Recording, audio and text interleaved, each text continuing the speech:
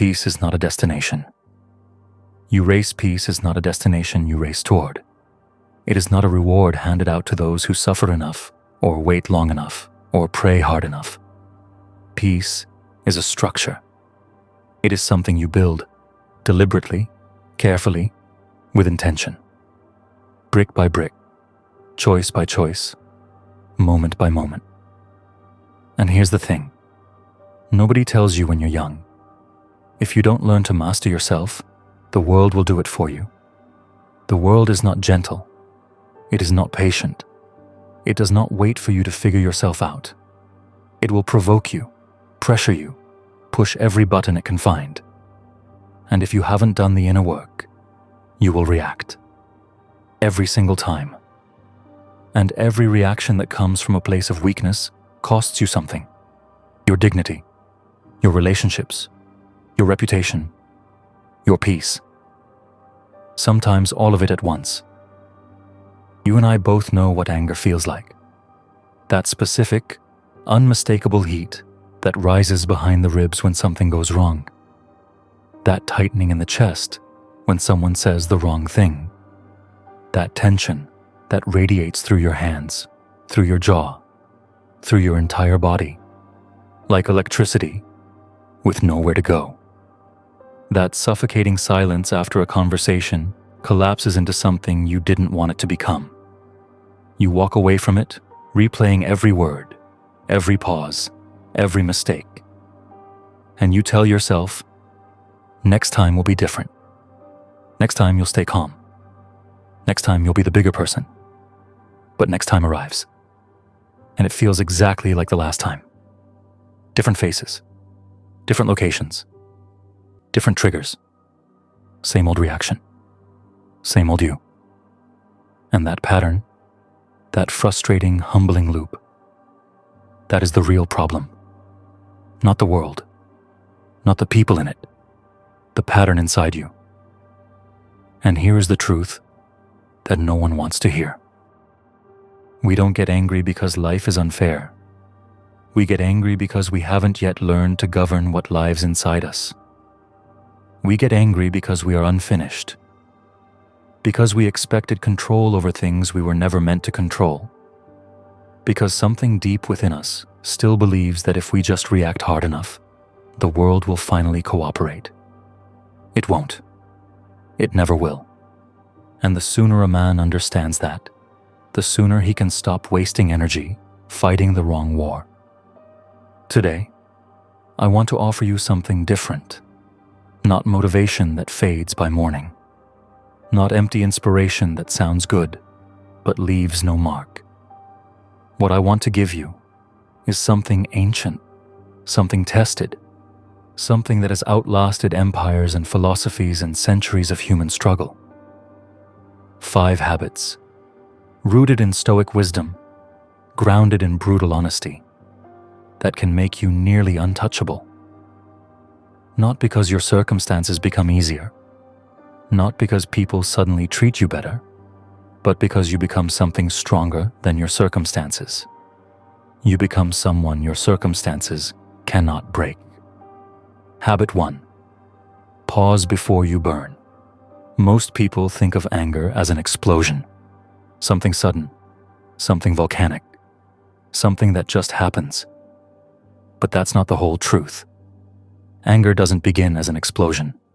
It begins as a spark, a single word, a specific tone of voice, a memory that gets triggered, a fear that gets poked, an expectation that goes unmet.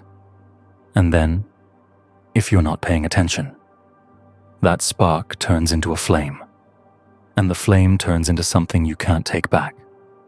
The Stoics understood this mechanism with remarkable clarity. They knew that the space between stimulus and response is where everything is decided, and they believed that if you can catch the spark, if you can see it in those first few seconds before it grows, you never have to deal with the fire. You never have to live through the regret. You never have to apologize for the version of yourself that shows up when you're burning. Marcus Aurelius, one of the most powerful men who ever lived, wrote with striking simplicity, "You have power over your mind, not outside events. Realize this, and you will find strength. Read that again. Sit with it. Because it is not a passive observation. It is a challenge. It is a man who commanded an empire, reminding himself, every single day, that the only domain he truly controlled was the one between his own ears. You cannot control traffic. You cannot control rudeness.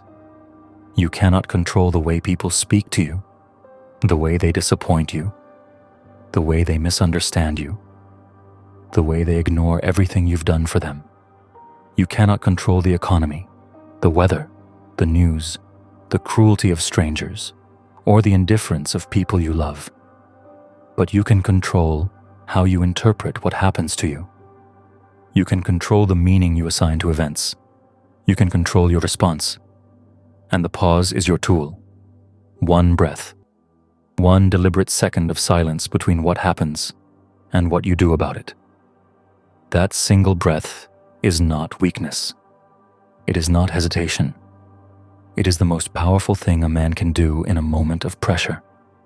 Because in that breath, you choose who you are. You choose wisdom over impulse. You choose the version of yourself you actually want to be over the version that simply reacts. The world has been conditioned to believe that strength is loud, that it announces itself, that it shouts and pounds and forces its way through. But real strength is silent. Real strength is the man in the room who says nothing and decides everything. Real strength is the pause that nobody sees, but everyone eventually feels. Train the pause. Practice it. In small moments first, the minor frustrations, the petty irritations, the daily frictions that don't matter but somehow always seem to. Build the muscle there, so that when the real tests come, and they will come, the pause is already part of who you are. Habit 2. Expect imperfection always. A significant portion of human anger comes from a single source: unmet expectations. You expect honesty from people who have shown you, repeatedly, that they are not honest. You expect loyalty from people who have proven, time and again, that they will leave when things get hard. You expect empathy from people who never received it themselves and therefore have no idea how to offer it. You expect consistency from people who don't even know who they are from one year to the next. And when those expectations crash into reality, as they always do, you feel betrayed, angry, hurt. And then, because the feeling needs somewhere to go, it burns through your day, your week, sometimes your year.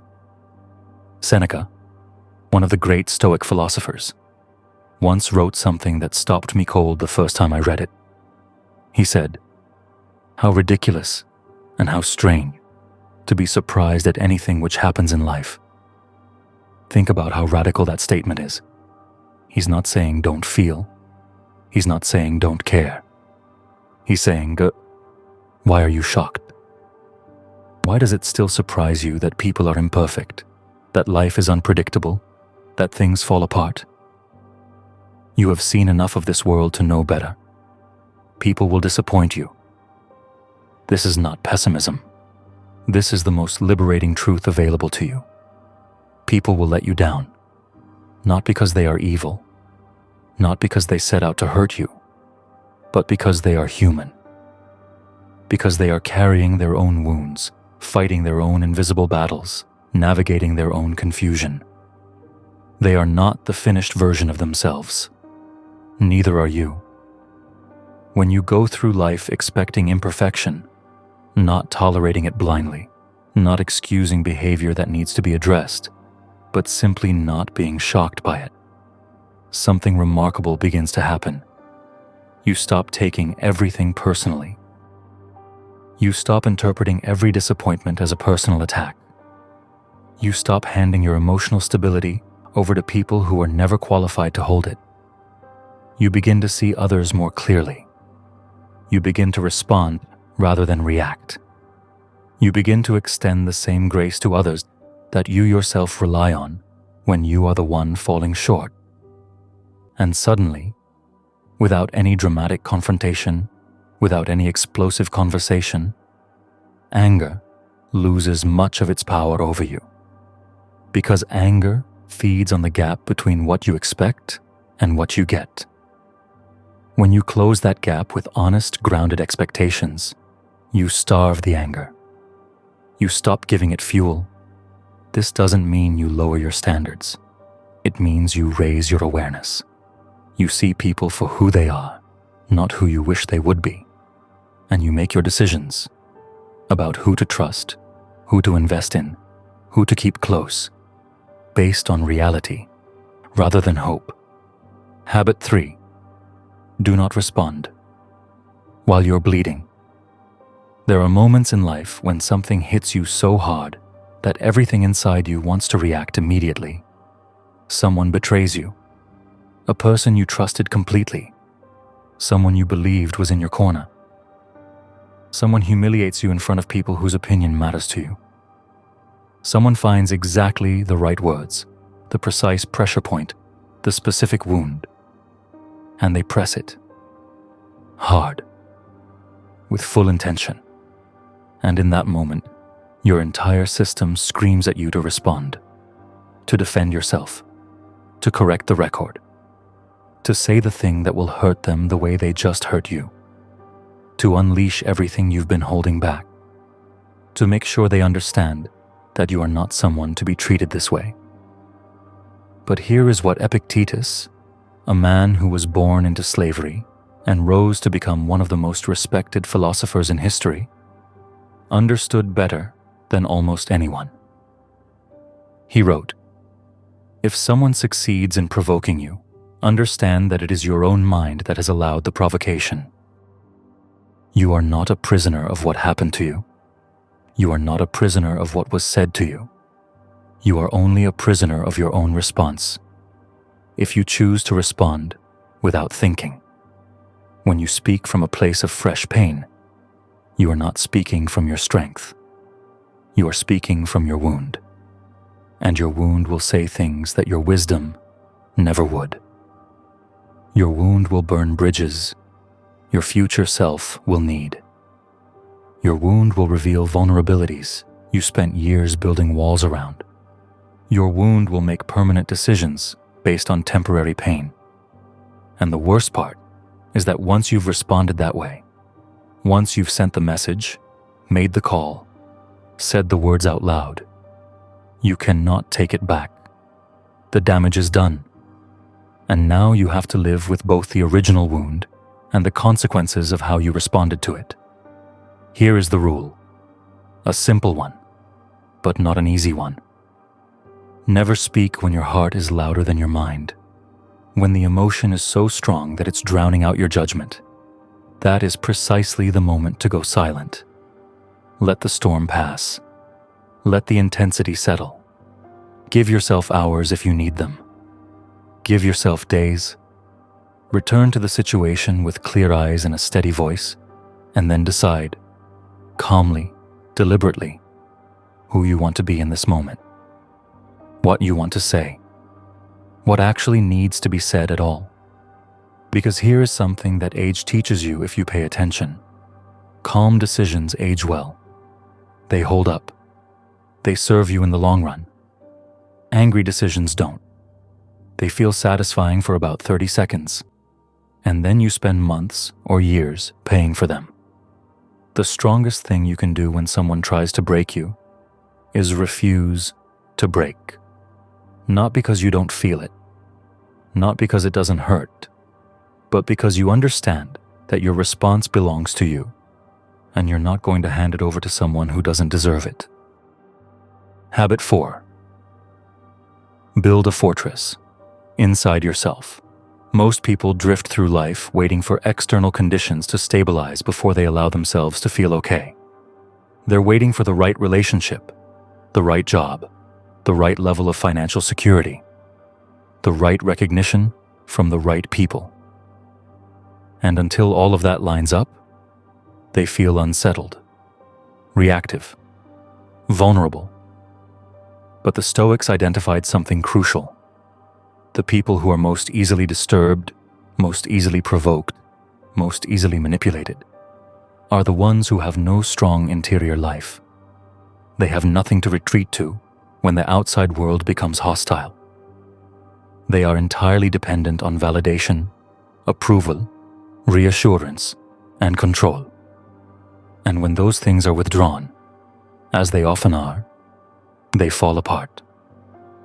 The solution is not to harden yourself to the world. The solution is to build something inside yourself that is more solid, more real, more reliable than anything the outside world can offer or take away. A fortress. Not a wall that keeps everything out, but a foundation that keeps you standing no matter what comes in.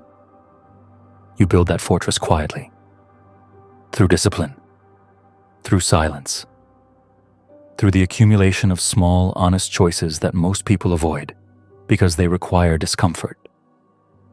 You build it by sitting in stillness when everything in you wants distraction, by spending time alone with your thoughts and learning to be comfortable in that space, by taking long walks with no destination and no agenda, just you and the honest conversation you have with yourself, by saying no to things that drain you, even when yes would be easier, by letting go of people who take more than they give, even when the attachment runs deep.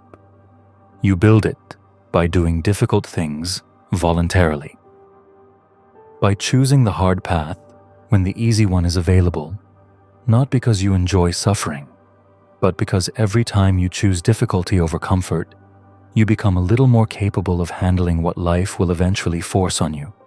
With every act of self-discipline, you place another stone in your foundation. With every moment you choose self-control over impulse, you reinforce the walls.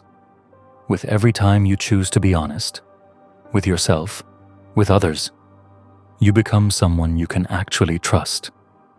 And a man who trusts himself has something that money cannot buy and other people cannot take away. The stronger your inner world becomes, the less leverage the outer world has over you. Criticism can't reach you the same way. Failure doesn't define you the same way. Rejection doesn't hollow you out the same way.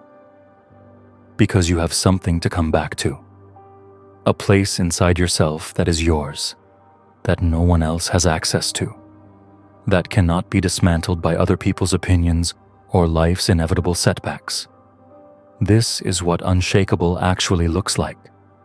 Not the absence of pain, not immunity to difficulty, but a man who can take a hit and remain standing, who can lose something and not lose himself, who can face the chaos of the world without becoming chaos himself. Habit 5.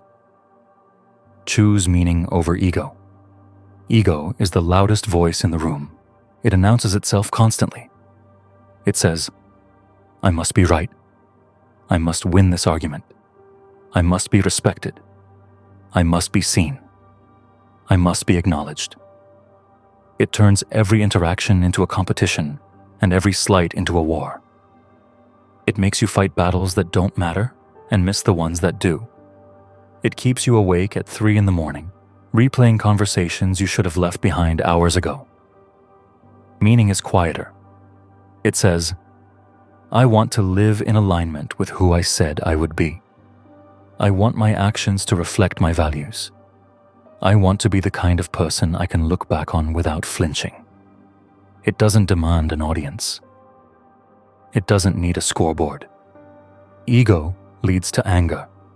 Meaning leads to peace.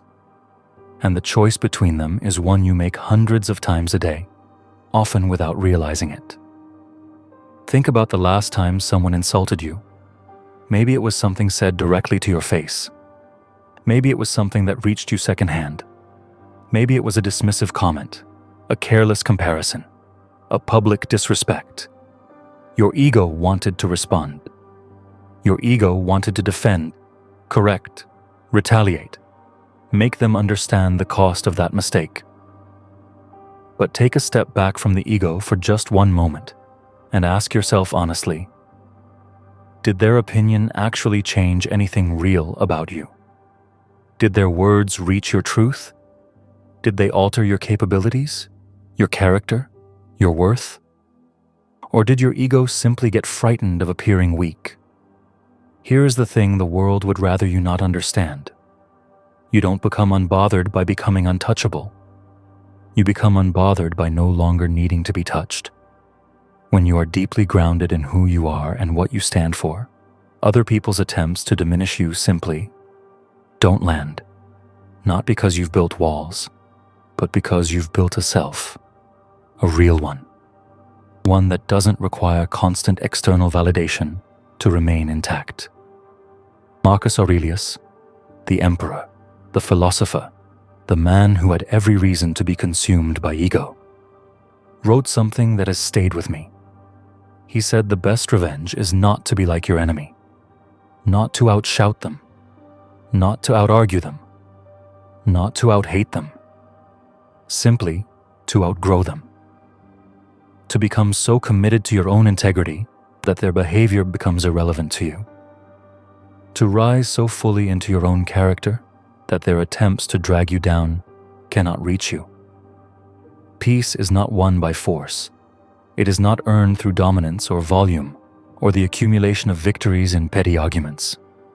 It is earned by elevation, by consistently choosing the version of yourself who operates from meaning rather than ego, from purpose rather than pride, from love of what matters rather than fear of what others think. The transformation that happens when you apply all five. When these 5 habits become a genuine part of how you move through the world, not ideas you agree with intellectually, but practices you've actually embodied, something profound begins to shift. Not in your circumstances. The world doesn't become a gentler place because you've done inner work. People don't suddenly become kinder, or more fair, or more considerate. Situations don't resolve themselves more smoothly. The challenges remain. The friction remains. The difficulty remains. What changes is you. Specifically, your relationship to everything that happens to you. Your capacity to observe rather than explode. To watch something unfold without being consumed by it. To accept what cannot be changed rather than fighting reality with the energy you need for living. To stand completely still in the center of a situation that would have previously swept you away. To walk away from provocation without bitterness. To release what you cannot control. To choose silence when silence is the wiser answer. To choose presence when presence is the braver one. This is where calm becomes one of the most powerful forces available to a human being.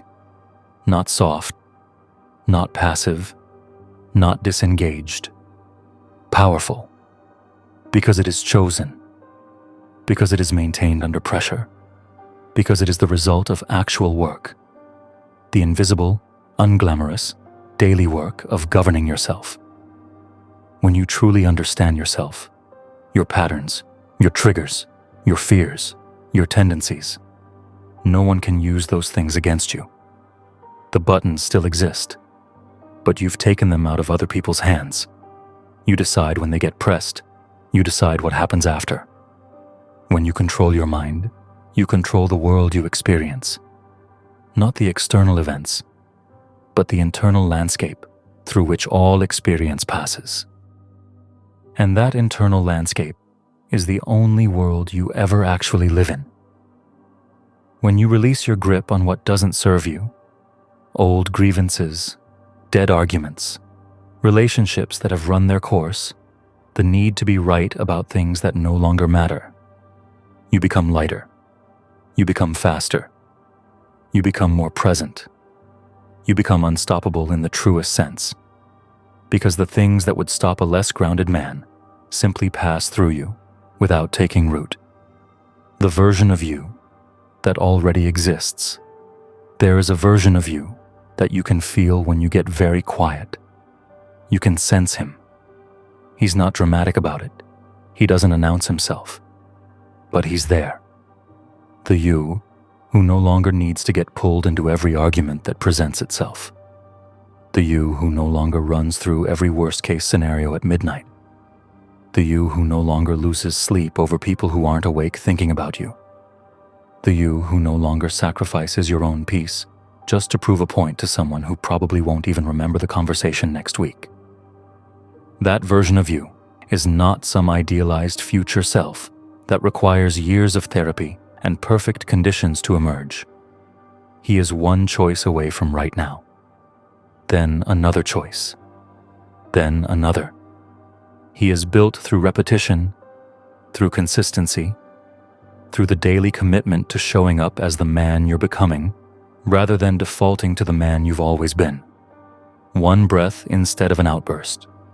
One pause instead of a reaction. One honest expectation instead of a fantasy that leads to disappointment. One moment of silence instead of words you'll regret. One choice to build internally rather than depend externally.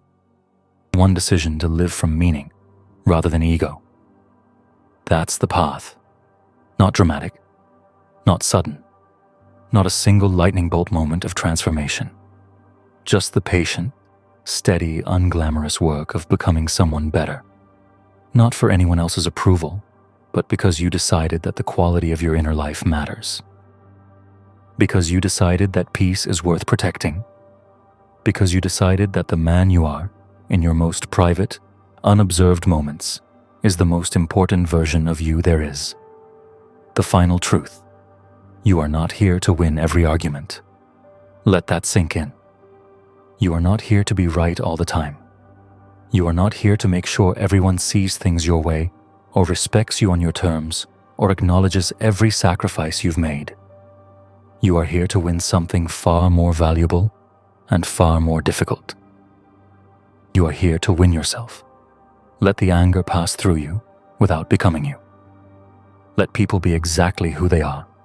Messy, inconsistent, flawed, human, without making their limitations your emergency. Choose the quiet road, the one that most people overlook because it doesn't come with applause, the one that protects your peace, preserves your energy, and leaves you whole at the end of the day. The Stoics built entire philosophies around one central truth. You cannot control the world, but you can absolutely control yourself. And in that self-mastery, in that daily, humble, fierce commitment to governing your own mind, lies more power than any external achievement could ever provide. So start today.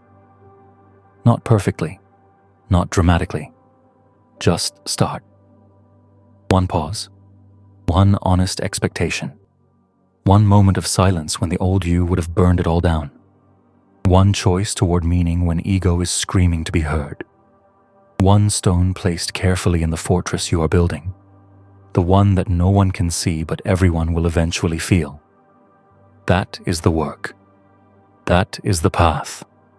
That is the man you are becoming. And the world, however indifferent it may seem, is waiting to meet him.